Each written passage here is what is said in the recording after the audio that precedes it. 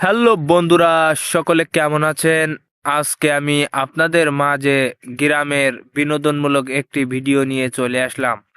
আমি একবার আমার এক বন্ধুর সাথে ঘুরতে গিয়েছিলাম। ঘুরতে গিয়ে সে কি এক আজব কাহিনী ঘটেছিল, সেই কাহিনীটি আমি আপনাদের সামনে বলবো। সেই কাহিনীটি আপনারা কি সকলে শুনতে চান? আমার এক বন্ধু আর আমি নদীতে ঘুরতে গিয়েছিলাম। ঘুরতে যাওয়ার পরে কি কাহিনী হলো তাহলে শোনেন। আমার বন্ধু বলেছে যে, বন্ধু চল আজকে আমরা কাঁকড়া মারতে যাই নদীতে। আমি বন্ধুর সাথে কাঁকড়া মারতে চলে গিয়েছি, কিন্তু আমি কাঁকড়া মারতে জানতাম না কিভাবে কাঁকড়া মারতে হয়।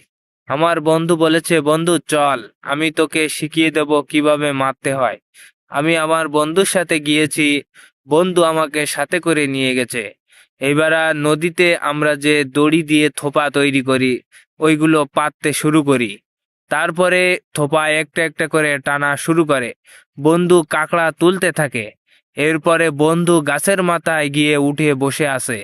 তারপরে থোপাগুলো সব টানতে শুরু করে। আমাকে বলতেছে, বন্ধু কি করব? আমি বলতেছি, কেন বন্ধু কি হয়েছে? বন্ধু আমার প্রচণ্ড নিম্নচাপ দিয়েছে। আমি বলতেছি, বন্ধু এদিকে থোপা তো সব টানতাছে। বন্ধু আমাকে বলতেছে, বন্ধু তুই একটু উঠা। আমি বন্ধুকে বলতেছি, বন্ধু আমি তো পারি না। বন্ধু আমাকে বলতেছে, বন্ধু আমাকে তো নিম্নচাপ লেগেছে অতিরিক্ত। আমি যে বললাম, বন্ধু কি যে করি আমি? এইবার আমি একটা থোপা টান দিয়ে দেখি 5 হাত লম্বা একটি সাপ। এইবার তো আমি ধুয়ে দৌড় মেরে চলে গেছি ভয়তে। বন্ধু এদিকে গাছের উপর উঠে বসে আছে, নিম্নচাপ লেগেছে। আমি দৌড় মেরে চলে গিয়েছি। আমি দূর থেকে বলছি, বন্ধু তুই গাছের উপর থেকে কাজ ছেড়ে দে, তুই কাজ সেরে নে। এইবার বন্ধু কি করছে জানেন? গাছের উপরে বসে বন্ধু কাজ সেরে নিয়েছে।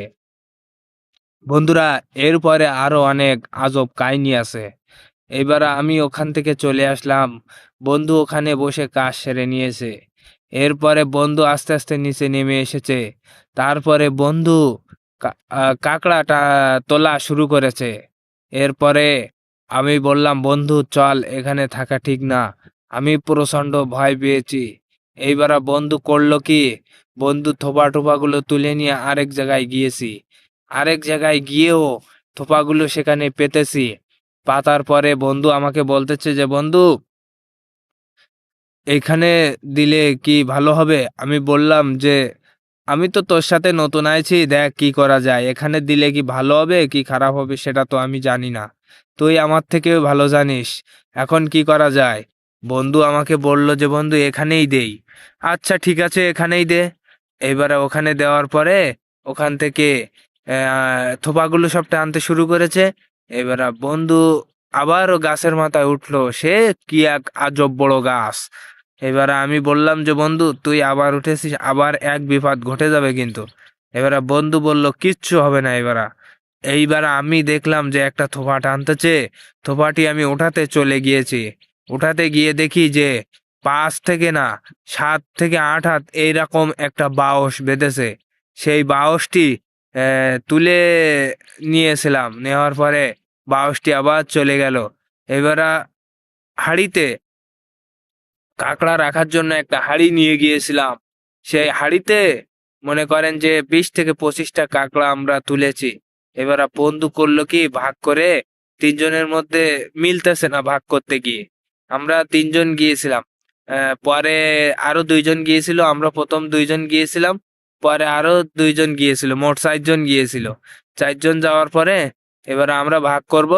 এবার ভাগ মিলতেছে না। এবার এক বন্ধু করছে কি, সে হাঁড়ি সহ নিয়ে নদীতে ঢেলে দিয়েছে। এই তো 4জনের মধ্যে গ্যামজাম শুরু হয়ে গিয়েছে। এরকম আজব কাহিনী, গ্রামের আজব ঘটনা পেতে বন্ধুরা এই চ্যানেলটি সাবস্ক্রাইব করবেন। এই ইউটিউব চ্যানেলে গ্রামের ভিডিও এবং গ্রামের আজব কাহিনী তুলে ধরা হয়।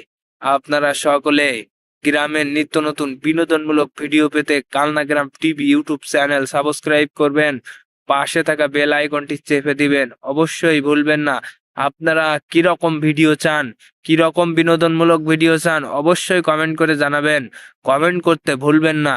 কমেন্ট করে আমাকে বলে দিবেন কোথাও ভুল হচ্ছে কিনা, কোথায় ঠিক করতে হবে, কোথায় সংশোধন করতে হবে ভিডিও, সেটা আমাকে আপনারা কমেন্ট করে জানিয়ে দেন। আমি আপনাদের পরামর্শ নিতে সবসময় প্রস্তুত। ধন্যবাদ বন্ধুরা আপনাদের সকল